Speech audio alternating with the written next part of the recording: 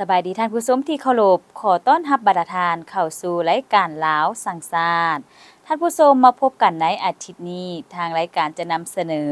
ผลงานการเคลื่อนไหวต่างๆของแนวลาวสั่งสาตร์มาให้บรรดาทานได้ติดตามรับชมในอาทิตย์นี้ซึ่งรายงานที่1นั้นจะให้บรรดาทานไปติดตามรับชมศูนย์กลางแนวลาวสั่งสาตร์รับเครื่องอุปถัมภ์สภาแห่งชาติประกอบคำเห็นต่อของประชุมใหญ่ผู้แทนแนวลาวสั่งสาตร์ทั่วประเทศครั้งที่12และระยะที่2จะให้ประธานไปติดตามรับชมสรุปผลสำเร็จการจัดพิมพ์ปื้มโฮมบทประพันธ์วรรณคดีสามัคคีมีไสเนื่องในโอกาสเฉลิมฉลองวันสร้างตั้งแนวลาวสั่งชาติครบรอบ75 ปีประธานแนวลาวสั่งชาติแขวงบริษคำไซแสดงความรู้สึกเนื่องในโอกาสที่เข้าร่วมกองประชุมใหญ่ผู้แทนแนวลาวสั่งชาติทั่วประเทศครั้งที่12ซึ่งมีเนื้อในคือแนวใดเอาเป็นว่าเฮามาติดตามรับชมพร้อมๆกันในอาทิตย์ผ่านมานี้ที่ศูนย์กลางแนวลาวสั่งชาติได้มีพิธีมอบรับเครื่องอุปถัมภ์เป็นอุปกรณ์เครื่องใช้ห้องการซุมยุ่งเวียกงานต่างๆของศูนย์กลางแนวลาวสั่งชาติก็คือกรมศาสนาจากกรรมาธิการเผยแพร่ศีลธรรมและปฏิบัติกรรมฐานศูนย์กลางองค์การพุทธศาสนาสัมพันธ์ลาวร่วมกับกรรมาธิการสาธารณูปการศูนย์กลางองค์การพุทธศาสนาสัมพันธ์ลาวให้เกียรติมอบโดยพระอาจารย์ศรีทูลไสยวงศ์สอนรองประธานศูนย์กลางองค์การพุทธศาสนาสัมพันธ์ลาวหัวหน้ากรรมาธิการเผยแพร่ศีลธรรมและปฏิบัติกรรมฐานศูนย์กลางองค์การพุทธศาสนาสัมพันธ์ลาวและพระอาจารย์ใหญ่พงษ์สวรรค์อนุสินรองหัวหน้ากรรมาธิการสาธารณูปการศูนย์กลางเป็นเกียรติกล่าวรับโดยท่านางบุษดีธนะเมืองกรรมการศูนย์กลางพรรครองประธานศูนย์กลางแนวลาวสั่งชาติพร้อมด้วยคณะและภาคส่วนที่เกี่ยวข้องทั้ง2ฝ่ายเข้าร่วมเครื่องที่นำมามอบในครั้งนี้ประกอบมีจากก๊อบปี้เอกสารจำนวน1เครื่องและคอมพิวเตอร์โน้ตบุ๊กจำนวน4เครื่องรวมทั้งหมดเป็นมูลค่า100ล้านกีบเครื่องดังกล่าวแม้นได้มาจากการประกอบส่วนของพระอาจารย์และออกตนญาติโยมที่มีใจศรัทธาเห็นได้ความสำคัญของการเคลื่อนไหวเวียกงานของคณะกรรมการศูนย์กลางแนวลาวสั่งชาติ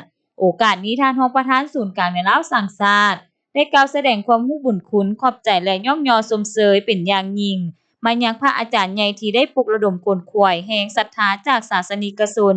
นำเอาเครื่องใช้โครงการมามอบให้ศูนย์กลางแนวลาวสั่งชาติและจะนำเอาเครื่องดังกล่าวไปหมุนใช้เข้าในเวียกงานตัวจริงให้เกิดผลประโยชน์สูงสุด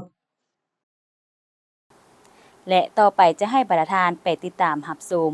สภาแห่งชาติประกอบคำเขียนต่อของประชุมใหญ่ผู้แทนแนวลาวสั่งชาติทั่วประเทศครั้งที่12บรรดาฐานที่นับถือและแพงคณะประจำสภาแห่งชาติตีราคาสูงต่อการปฏิบัติภารบทบาทสิทธิหน้าที่ขององค์การแนวเราสั่งสาตามรัฐธรรมนูญและกฎหมายในการติดตามกฎกาการเคลื่อนไหวของสภาแห่งชาติสภาประชาชนขันแขวงและสมาชิกสภา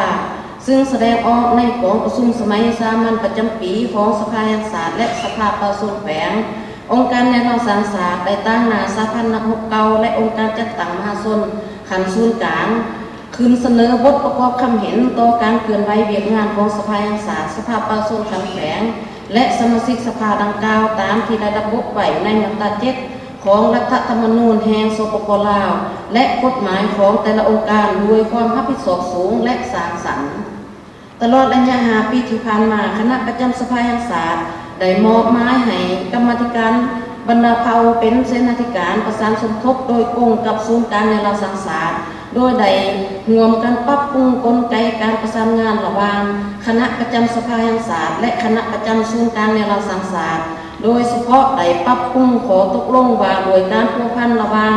คณะประจำสภาแห่งชาติกับคณะประจำศูนย์การในเราสั่งสาตฉบับเลขที่01/คปจ.ลงวันที่22 เดือน 5 2019ประสานสมทบกับการกะเตรียมกองประชุมร่วมระหว่างคณะประจำสภาแห่งชาติกับคณะประจำศูนย์การแนวเราสั่งสาตและบรรดาองค์การจัดตั้งมหาชนขันศูนย์กลางประจำแต่ละปีประสานสมทบกับการกะเตรียมบทประกอบคำเห็นขององค์การแนวเราสั่งสาตและองค์การภาคีต่อการประสานงานการเคลื่อนไหวเวียกงานของสภาแห่งชาติในกองประชุมสมัยสามัญประจำปีของสภาแห่งชาติจัดตั้งกองประชุมสัมมนากลไกการประสานงานตามมติของคณะประจำสภาแห่งชาติว่าโดยกลไกการประสานงานระหว่างกรรมาธิการบรรดาเผ่าของสภาแห่งชาติกับกระทรวงองค์การที่เกี่ยวข้องฉบับเลขที่109/คปจ.ลงวันที่11 เดือน 5 2023 ฉบับปรับปรุงและการจัดกองประชุมทอดทอนบทเรียนการจัดตั้งปฏิบัติขอตกลงว่าโดยการพัวพัน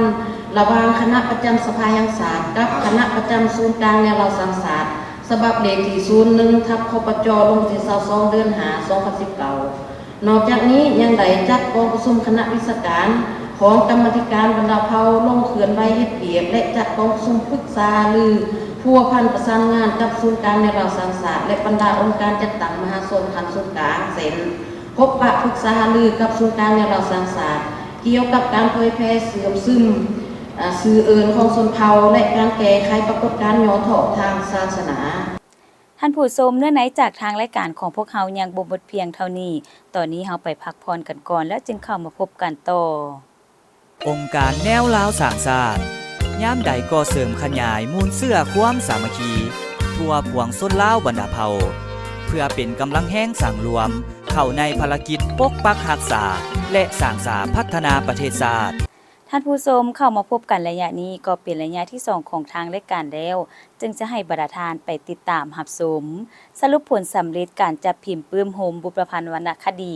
สามัคคีมีไสเนื่องในโอกาสเฉลิมฉลองวันสั่งตั้งแนวลาวสังชาติครบรอบ75ปี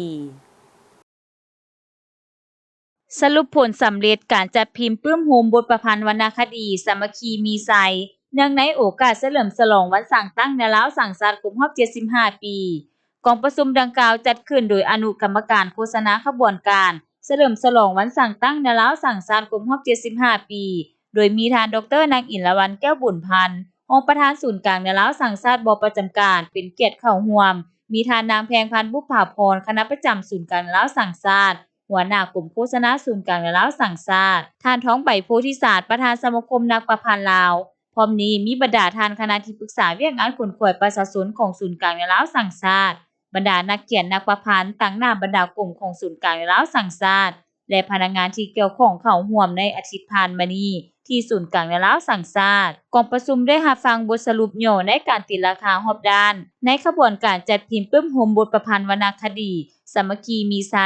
ในครั้งนี้ซึ่งบ่เพียงแต่เป็นการรวบรวมผลงานวรรณคดีแต่ยังเป็นการสะท้อนถึงพลังแห่งความสามัคคีและบทบาทของแนวลาวสังชาติแต่ละระยะสื่ออื่นจากนั้นก็มีการแลกเปลี่ยนความเห็น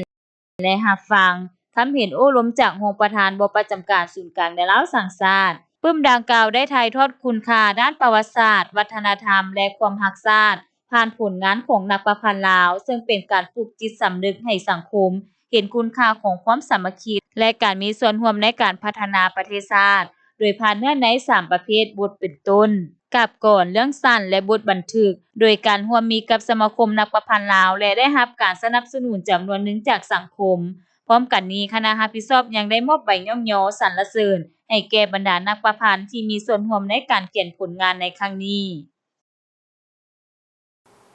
และสุดท้ายนี้จะให้บรรดาทานไปติดตามรับชมประธานแนวลาวสังชาติแขวงบริคำไซแสดงความรู้สึกเนื่องในโอกาสที่เข้าร่วมกองประชุมใหญ่ผู้แทนแนวลาวสังชาติทั่วประเทศครั้งที่12มื้อนี้ก็รู้สึกภาคภูมิใจและปิติสมชื่นเป็นอย่างยิ่งที่ได้เป็นตัวแทนให้แก่ทุกสันคนเพศวัยศาสนาในทั่วแขวงบริคำไซเข้ามาร่วมกองประชุมใหญ่ผู้แทนของแนวลาวสังชาติทั่วประเทศครั้งที่12กองประชุมที่มีความหมายความสำคัญในครั้งนี้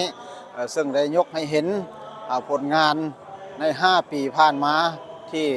องค์การแนวลาวสังชาตินับแต่ขั้นส่วนกลางลงฮอดท้องถิ่นฮอดบ้านได้พร้อมกันจัดตั้งปฏิบัติมติของพรรคแผนการของรัฐโดยเฉพาะแม่นมติที่11ของศูนย์กลางแนวลาวสังชาติสมัยผ่านมานั้นได้ยกให้เห็นผลงานแต่ละด้านและการในกองประชุมครั้งนี้ก็เป็นได้ความหมายสำคัญอันนึงก็แม่นได้กำหนดจุดหมายใน5ปีต่อหน้าเวียกงานแนวลาวสังชาติและต่อผลงานในระยะ5ปีผ่านมานั้นอยู่แขวงบริคำไซของพวกเขาก็ได้มีผลงานหลายด้านในการจัดตั้งปฏิบัติกองมติของประชุมครั้งผ่านมาโดยเฉพาะกับแม่นเวียกงานเต้าโฮมความสามัคคีอยู่ในทั่วแขวงซึ่งมันแสดงออกในการสร้างบ้านสามัคคีปองดองครอบครัวสามัคคีปองดองอยู่ในแขวงบริคำไซของพวกเราแม่นได้ 50,300 กว่าครอบครัวแล้วก็283บ้านแขวงบริคำไซมี7เมือง ได้รับรองเป็นเมืองสามัคคีปรองดองสำเร็จแล้ว6เมืองถือว่าเท่ากับ 85%จุดแข่งบริกรรมไซของพวกเราครอบครัวพัฒนาบ้านพัฒนาครอบครัวพ้นทุกข์ก็ได้เพิ่มขึ้นบรรดาเมืองที่ได้จัดตั้งปฏิบัติตามดำรัส348ไปสร้างเป็นเมืองเข้มแข็ง5ด้านบ้านพัฒนา4ด้านหลายเมืองผ่านการประเมินก็เห็นว่าได้สำเร็จ5ด้านก็มีหลายเมืองเนาะก็บางเมืองก็สำเร็จ4ด้านก็โดยรวมแล้วก็เห็นว่ามีความคืบหน้าในการแก้ไขความทุกข์ยากโดยเฉพาะสุขยั่วให้พ่อแม่ประชาชนทำการผลิตปลูกฝังเลี้ยงสัตว์ปลูกผลิตเป็นสินค้าเด่นอยู่แข่งบริการไซของพวกเราก็แม่นปลูกมันต้นปลูกยางพาราและในโอกาสสุดท้ายนี้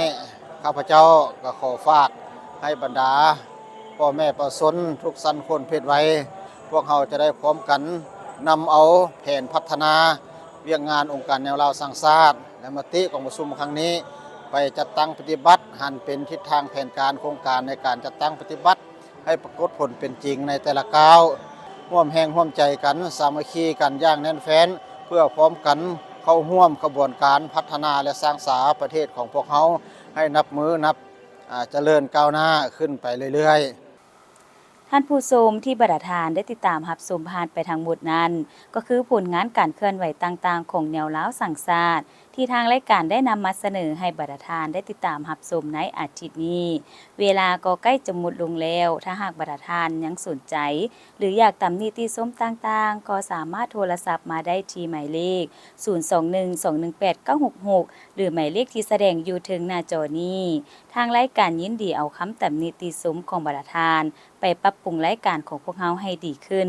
นอกจากนั้นบรรดาทานก็ยังสามารถติดตามการเคลื่อนไหวต่างๆของแนวล้าวสังสาสตร์ได้จากเว็บไซต์ศูนย์กลางแนวล้าวสังสาสตร์ www.lfnd.group.la นอกจากนั้นก็มี Facebook ก็คือข่าวสารแนวโฮมและแอปพลิเคชัน LFND